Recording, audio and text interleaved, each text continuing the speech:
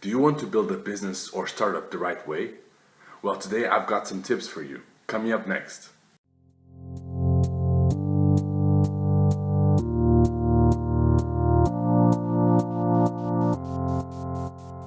Hey guys, this is Broke to Beast, where we make videos about starting your own business online or offline, as well as follow along my own journey. Before we start, if you like entrepreneurship and business content, make sure you go down below and subscribe because we post videos every day.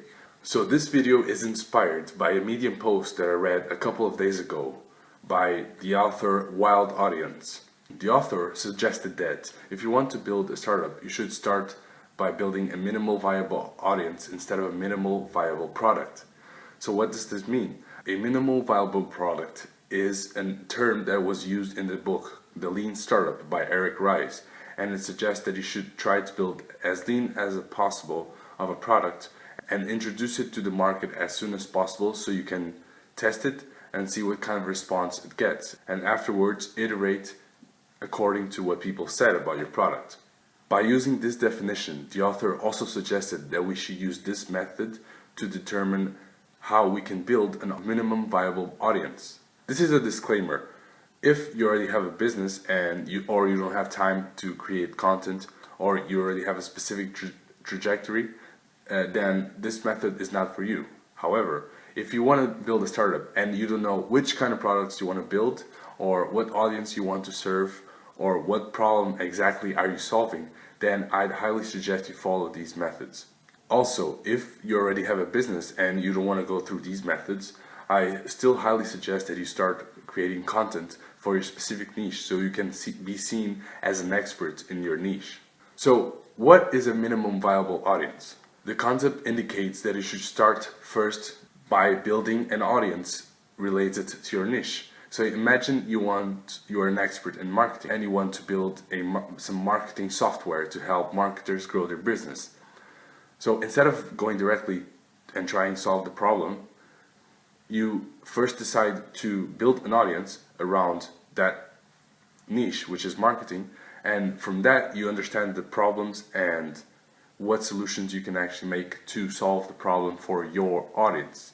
This has two upsides. The first one is that you're actually building something for somebody and solving their specific problems, your audience. And secondly, once you build that product, you'll most likely have an edge over everybody else, over your competitors, because you have already an audience built for your specific product, which means that the start of your company will be much faster and you have many more people in the beginning signing up for your business. So here are the 4 steps that you need to follow to create a minimum viable audience and consequently a minimum viable product and to have success with your company. The first step is create content in the niche that you're interested or you're knowledgeable about. I would suggest you in this to be careful not to fall for the trap of following your passion. Because if you just focus on talking about what your passion is, you might end up eventually hating your passion. So if you love playing basketball and you want to talk about NBA, but then you actually have to talk about basketball to make money, then you might someday in the future start regretting doing it and eventually end up hating talking about basketball.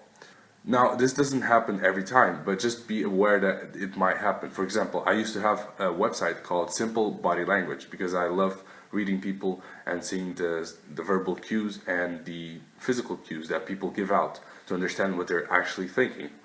And I started to produce content in this niche, but I realized that I was passionate about reading these concepts and about reading people and understanding people better.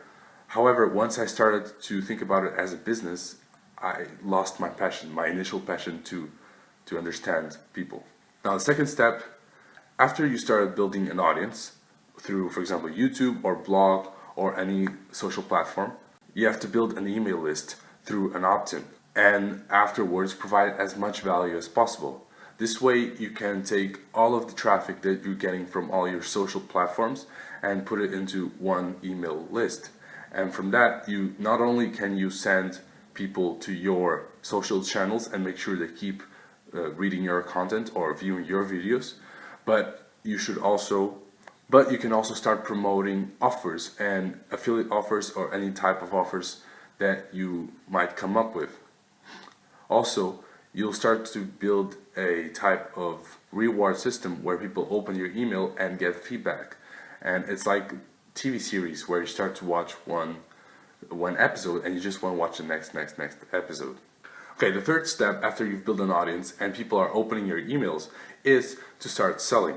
So you can sell, for example, affiliate products, you can sell information products, your own or other people's, you can send people to webinars, you can send people to software products that are not your own if you still don't have money to build one, and all kinds of offers. I would suggest to use Gary Vaynerchuk's jab, jab, jab, right hook. Try to provide, especially in the beginning, as much content as you can to your subscribers in your email list. And then after a few pieces of content, you can give a small offer, and then continue giving content, and then another offer, smaller offer, and then some more content, and then you can give a bigger, you can try to send people to a bigger offer, like a webinar for a high ticket product. This way you can actually start building capital and monetizing your audience after you've given actual value to your audience through content. You can make quite some money with these types of offers, especially by selling your own products, because people trust in your brand because it's you talking to the camera or writing a blog post. But if you want to take a step further and go into software like I want to do and a lot of people want to do, is by using the capital that you've gained from doing all the other offers and creating a new software product with your audience, which means you'll be solving a problem specific to your audience with a type of software. This is the ultimate, I'd say the ultimate level that you can reach in terms of not only passive income, but how you can maximize your time for your money. Because software, you just have to create it once and it will stay there forever, unless you just have to hire people to make sure it has new updates and new features coming up. Anyways, on that level, you'll most likely already be making money with other things and other channels, so you won't have much problem thinking about money. Now, why is this method so great? I think one of the best things is also because you can bootstrap all the way. Most people think that building software, you need to hire a team and you need to hire a sales team, especially if it's B2B businesses, and you need a lot of money up front. While this might not be true for your specific software, for example, you can use WordPress or you can pre-sell your software, it can be quite hard, especially I've had this problem right now when I was trying to sell an influencer marketing platform by cold emailing a lot of businesses. And although I think I could close a couple of sales, the ROI from all the work that I was doing was not that big. And I think it was because I was cold emailing people. They didn't know where I was coming from, who I was, or what kind of reputation I had, which meant that they were cold traffic. They weren't warmed up to me. Instead, this isn't what I plan to do.